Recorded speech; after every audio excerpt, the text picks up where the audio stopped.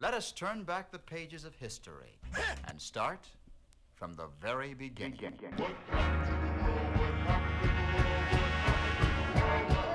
guys, I'm Wei John Bob.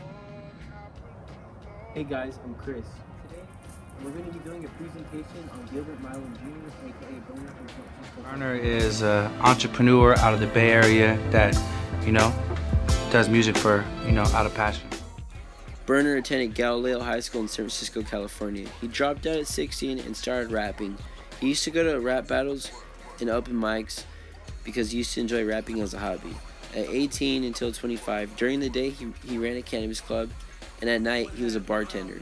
In 2007, he released his first album called Dirty Sneakers. Plenty of ways to get it. Then in 2008, he released an album with Bay Area legend, The Jacket, Drought Season.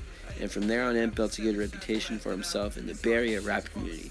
Before signing with Terry Gang, he released 10 albums independently, which most of them were charted on the Billboard's top rap album charts. Burner preaches that having a good work ethic will contribute you to being successful in your workplace and in life. What's your focus on partnership? Burner started rapping at 16. He signed to Taylor Gang in 2012.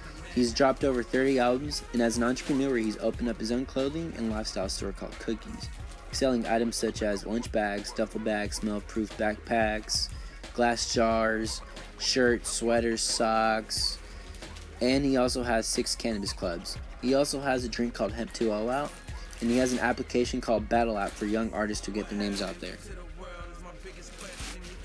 Burner does not have an international business currently, but he's also talked about possibly opening up a cannabis club in Canada.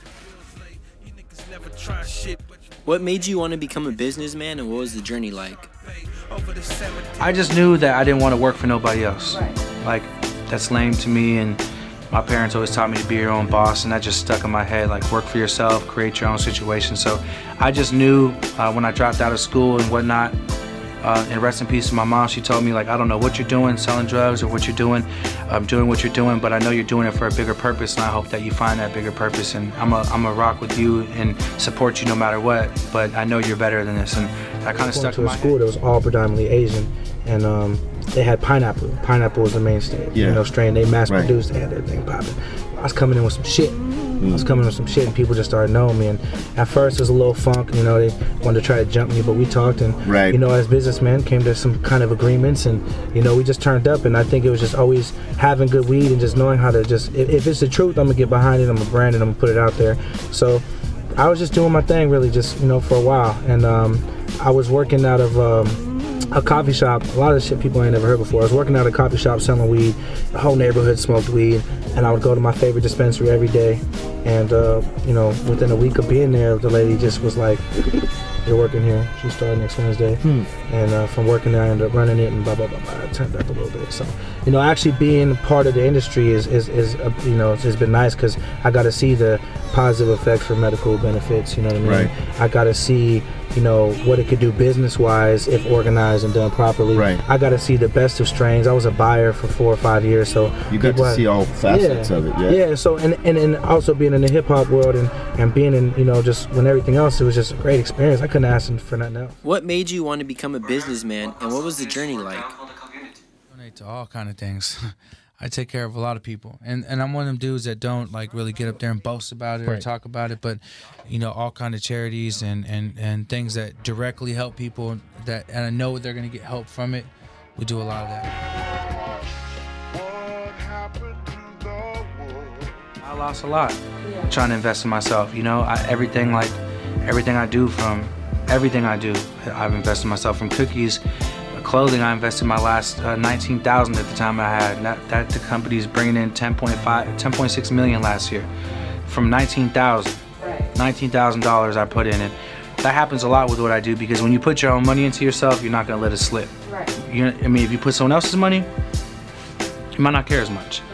But I've taken some big L's, and it's only like, the way I work is I go spend a bunch of money, and it makes me motivated to go harder.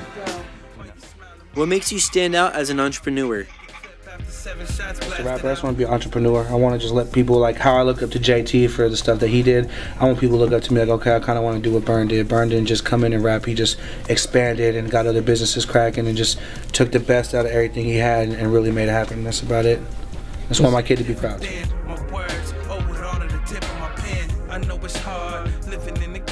I mean, Cookie started with 19,000. We're probably gonna do, you know, it's probably gonna hit close to 10 million this year, and from clothing. And I never learned nothing about clothing. I never went to school for it. I don't got no high school education. I don't know anything about anything except knowing that I was passionate about doing it. So, you know, you turn 19 G's into 10 million in a year. Jesus Christ. Know, that's what it took to kick off. Anyone that has like a convenience store, gas station, privately owned gas station, or liquor stores that want to holler at him, 20 DM me with this number. DM this number, DM me or get at this number, and we made about 2 million. Last year was our first year, just straight off Instagram, bro. I'm bullshitting at this moment. Burner's net worth is currently $1 million, but within the future it should rise.